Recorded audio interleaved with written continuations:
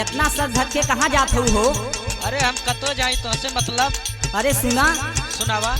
ए गोरिया सिंगार सजा के लागेलू भरपूर, आवा आवा है ने आवा कहाँ जालू दूर, आवा चली अकबरपुर, चला चली अकबरपुर। आवा चली अकबरपुर, चला चली अकबरपुर, आवा चली अकबरपुर, चला चली अकबरपुर। ए गोरिया सिंगार सजा के लागेलू भरपूर, आवा आवा है ने आवा कहाँ जालू दूर, आवा चली अकबरपुर, चला चली अकबरपुर। आवा चली अकबरपुर, चला चली अकबरपुर, आवा चली अकबरपुर, चला चली अकबरपुर।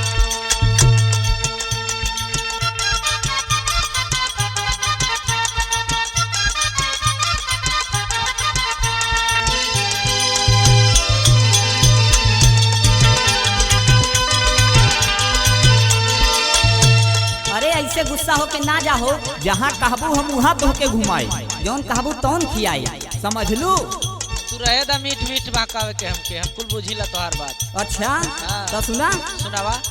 छोलावा समोसावा हम तोहके खियाईब, अबीरल पैलेस में तोहके घुमाईब। अबीरल पैलेस में तोहके घुमाई, अबीरल पैलेस में तोहके घुमाई। छोलावा समोसावा हम तोहके खियाईब, अबीरल पैलेस में तोहके घुमाईब।